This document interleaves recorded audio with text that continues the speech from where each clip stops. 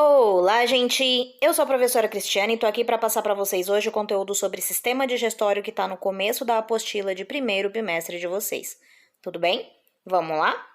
Sistema digestório, que faz, obviamente, a digestão dos nossos alimentos com o intuito de adquirir os nutrientes necessários para as nossas células funcionarem, certo? Então, e aí os principais nutrientes que são necessários para o nosso organismo funcionar estão nos alimentos, né? E são os carboidratos, os lipídios, proteínas, vitaminas, sais minerais e água. A digestão em si, ela vai pegar os alimentos, vai quebrar moléculas grandes em moléculas menores, e é isso que é a digestão, esse desdobramento de partículas grandes em partículas menores. E essa digestão é realizada com auxílio de substâncias específicas, que são as enzimas digestivas, né? E essa digestão ocorre em vários órgãos do sistema digestório, componentes do sistema digestório. E a boca, como primeiro órgão do sistema digestório, a faringe, que é aqui na parte do pescoço, o esôfago, que tá na parte do tórax, o estômago, no comecinho do abdômen já. Tá?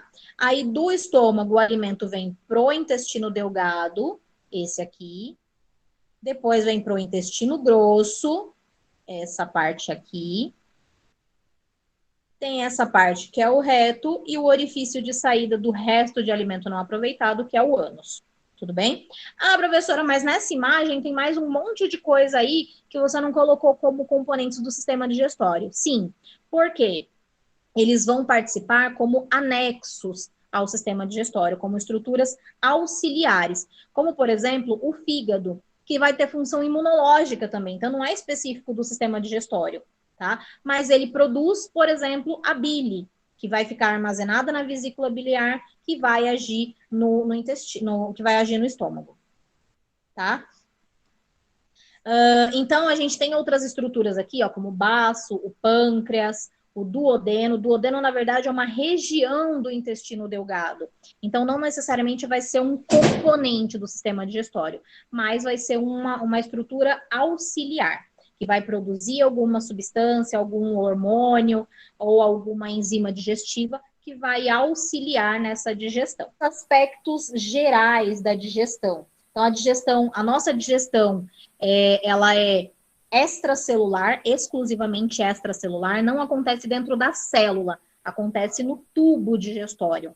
E aí, esse tubo digestório, a gente considera basicamente todos os componentes, né? Porque a faringe é um tubo, o esôfago é um tubo, o estômago, apesar de ser no formato meio que de um saco, digamos assim, é um tubo. O alimento vai passar por ali. O intestino delgado é um tubo, o intestino grosso é um tubo. Então, a gente chama de tubo digestório, tá? Então, a digestão vai acontecer especificamente extracelularmente e ela vai envolver dois fenômenos, os fenômenos físicos e os fenômenos químicos.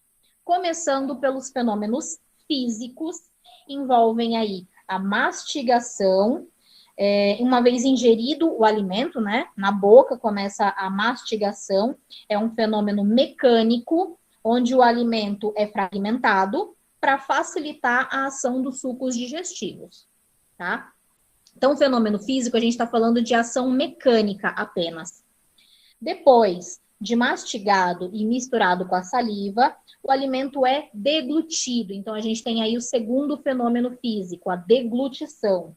Então, o alimento é empurrado pela língua para o fundo da faringe e vai passar para o esôfago. E depois da deglutição, iniciam-se os movimentos peristálticos, o terceiro fenômeno físico aí da digestão. Esses movimentos peristálticos, eles ocorrem graças à existência de uma musculatura lisa e involuntária na parede do tubo digestório. Então, a parede do tubo digestório, todos eles, né, faringe, esôfago, o estômago, o intestino delgado, grosso, todos eles são compostos de uma parede. Essa parede é um músculo, e é um músculo chamado músculo liso, tá? A gente não controla a contração, mas essa contração acontece. e essa contração vai gerar esses movimentos peristálticos. Olha só como eles acontecem, são movimentos ondulatórios que vai empurrar o bolo alimentar sempre mais para baixo. Olha só como ele vai acontecendo. Né? Ele vai apertando a parede do tubo digestório para ir empurrando o bolo alimentar sempre mais para frente. E, por fim, tem a defecação aí, que é a eliminação do resto do alimento não digerido, do alimento não aproveitado e constituído das fezes, que está aqui nessa imagenzinha de baixo. E agora a gente vai falar dos fenômenos químicos. Tá? Os fenômenos químicos, eles envolvem esses 3 fenômenos de insalivação, quimificação e quilificação. Então, esses fenômenos químicos da digestão, eles dependem da produção e da ação de enzimas e de outras substâncias que auxiliam, né, que são substâncias auxiliares, e controlam e são controlados pela ação de hormônios. Esses fenômenos químicos, então, começam pela insalivação, que representa a ação da saliva, né, que é produzida pelas glândulas salivares. Aí nós temos nessa imagem aí, do lado, essas glândulas salivares, a glândula parótida, a sublingual, a submandibular também, né?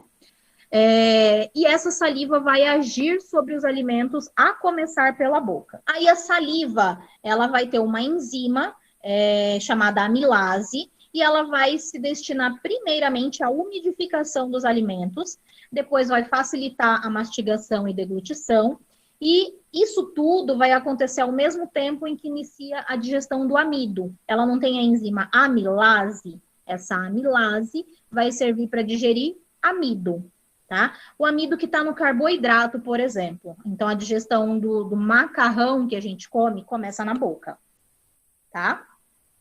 Depois, a gente vai passar para a quimificação, que consiste na transformação química que ocorre no estômago. Então, nesse processo, nessa parte, o bolo alimentar é convertido numa pasta que é denominada quimo. Por isso, quimificação. E acontece no estômago, portanto. E a última é a quilificação, que é a transformação final do alimento, que acontece no intestino delgado. E nesse processo forma-se o quilo, que é como se fosse uma massa rica em água, resultante da ação de diferentes secreções de glândulas, como o suco pancreático, a bile, o suco entérico, as enzimas, os sucos digestivos como um todo. Quilificação forma o quilo no intestino delgado. Durante esses processos químicos, tem uma intensa atividade, então, essas enzimas digestivas que estão nesses sucos digestivos que eu falei. Digestão na boca. A boca é a porção do tubo digestório na qual se inicia a digestão, sendo a região sede da mastigação e da insalivação. Mastigação como fenômeno físico, insalivação como fenômeno químico, porque mastigação é mecânico, e insalivação tem a enzima amilase, então tem a química dessa enzima agindo na digestão já. Tá? Então, para vocês conseguirem diferenciar o fenômeno físico de fenômeno químico. Tem a ajuda, né, dos dentes e da língua nessa mistura e nessa fragmentação do alimento. E depois nós temos a ajuda das glândulas, que são os responsáveis pela salivação, pela produção de saliva, né? São as glândulas salivares, a parótida, que está aqui perto do pescoço, as submandibulares, que está na parte da frente aqui da boca, mas na parte da mandíbula, né? E as sublinguais, que estão embaixo da língua lá atrás. Então, na boca tem a ação da pitialina, que é essa amilase salivar, que faz a digestão parcial do amido. Esse amido vai continuar sendo digerido no estômago, do estômago para frente, tá? Nós temos, então, uma enzima com 2 nomes. A gente pode chamar de amilase ou de pitialina, tá? Aí nós temos a epiglote.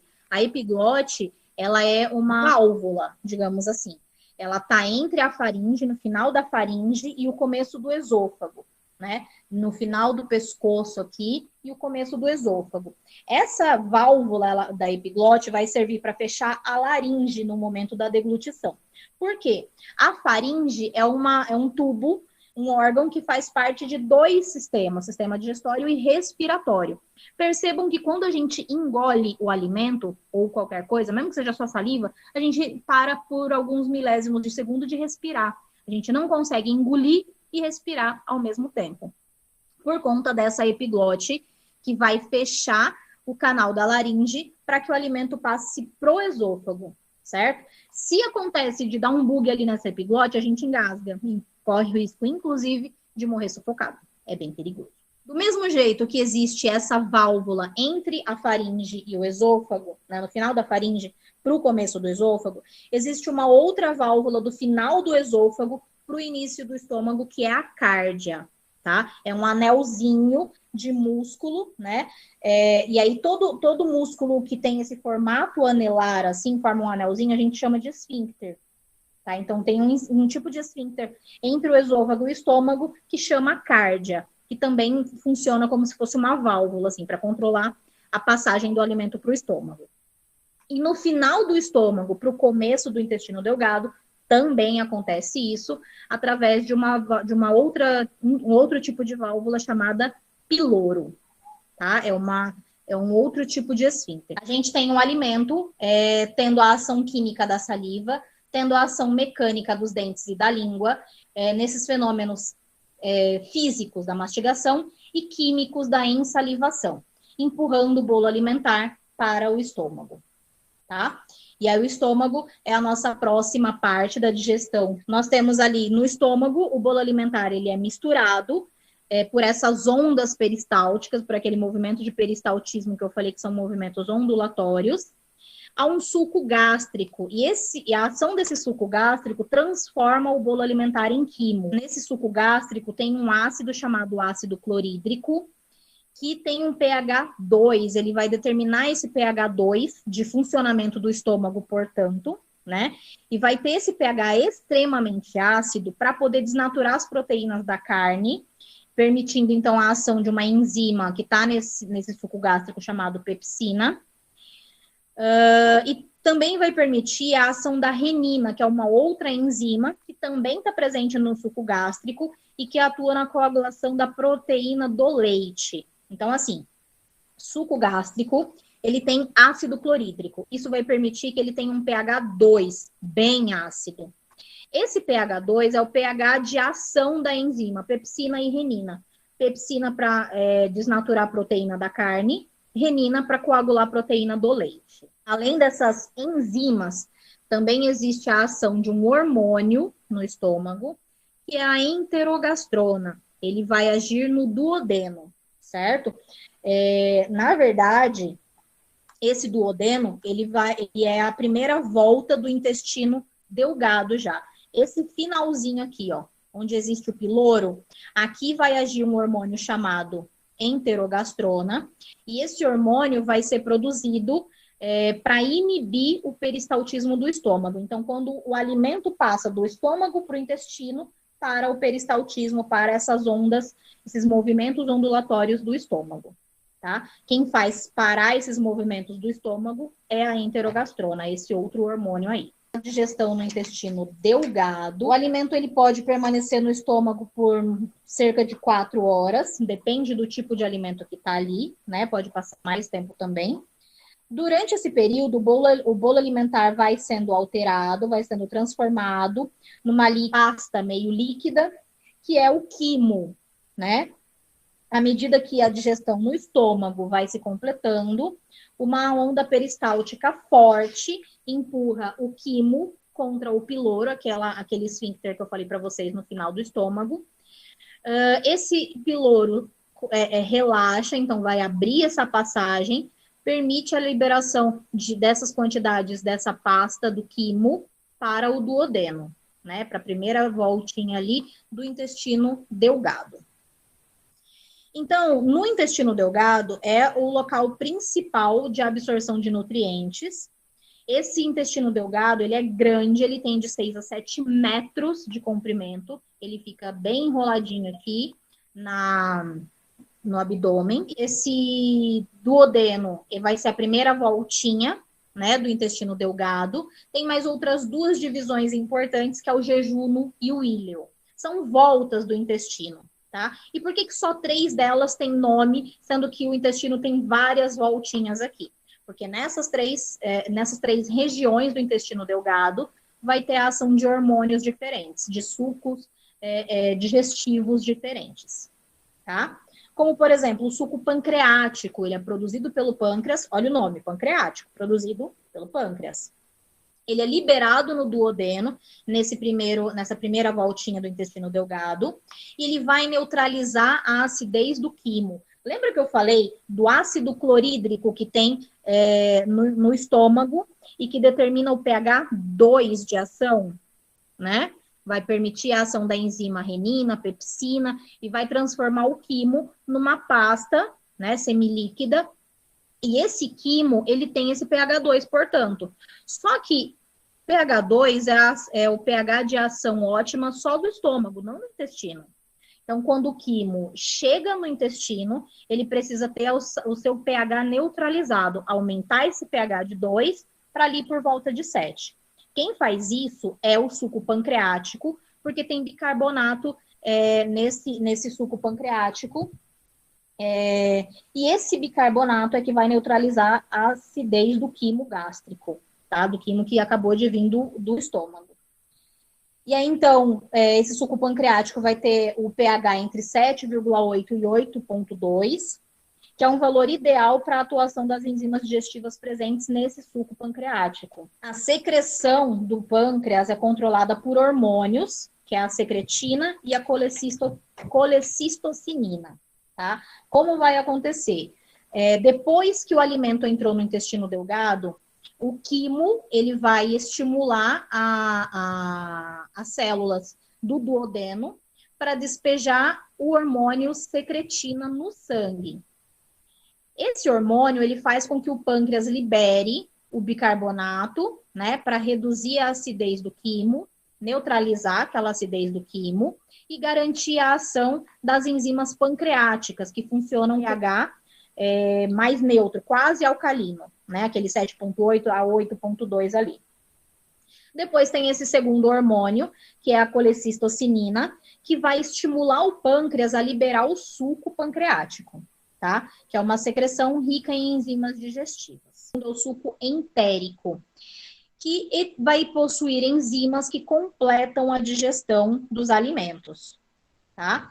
Esse suco entérico, ele é produzido por umas células específicas de uma glândula chamada glândulas de Lieberkühn, que existem no epitélio do intestino delgado, ou seja, na parede interna do intestino delgado. Tem umas células ali que formam uma glandulinha chamada glândula de Lieberkühn, e são essas glândulas que produzem esse suco entérico. Esse suco entérico é que vai completar a digestão alimentar, tá? A secreção desse entérico é ativada por estímulos táteis e irritativos na distensão do intestino, ou seja, quando o alimento passa por ali, essas células percebem, né, conseguem sentir por tato mesmo, digamos assim, a presença daquele bolo alimentar, e isso que faz essas glândulas liberarem esse suco entérico.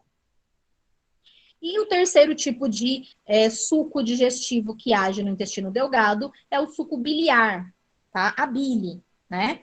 É uma solução amarelo esverdeada com pigmento e sais biliares, produzido de forma contínua pelo fígado e armazenada na vesícula biliar. Então, a bile, ela é produzida pelo fígado, armazenada na vesícula biliar e age no intestino delgado.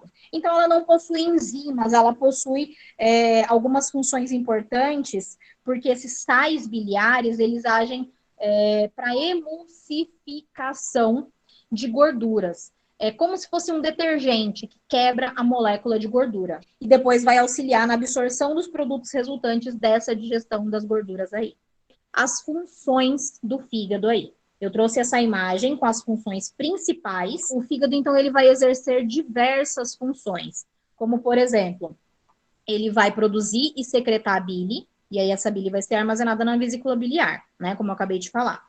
Além disso, ela vai degradar o álcool ou outras substâncias tóxicas. Então, vai fazer esse processo que está na primeira parte de cima, à direita aí, a detoxificação. ou só desintoxicação, né?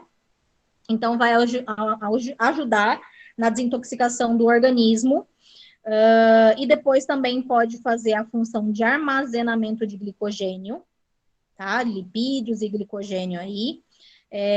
Esse glicogênio vai converter os aminoácidos em glicose, e é a glicose que vai agir em cada célula para poder dar a energia que a célula precisa para poder funcionar. O fígado também vai auxiliar na manutenção da taxa de glicose no sangue, porque é ele que desdobra esse glicogênio em glicose, e a glicose é jogada no sangue, né?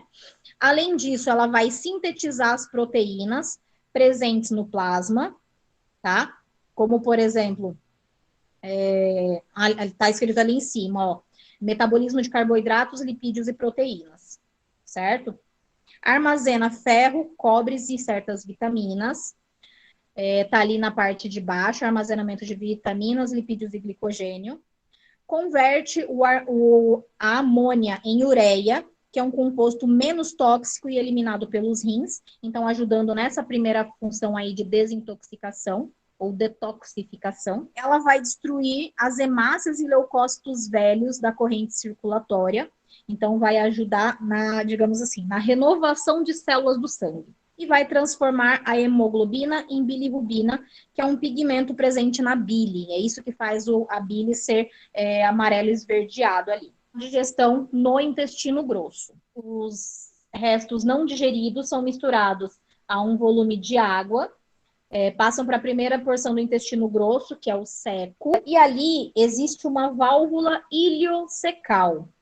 Essa válvula iliocecal, ela vai fazer a digestão final de carboidratos e proteínas por bactérias da flora intestinal. As bactérias também decompõem bilirrubina e urobilogênio, que é responsável pela cor marrom das fezes. E aí são absorvidos esses nutrientes no intestino grosso.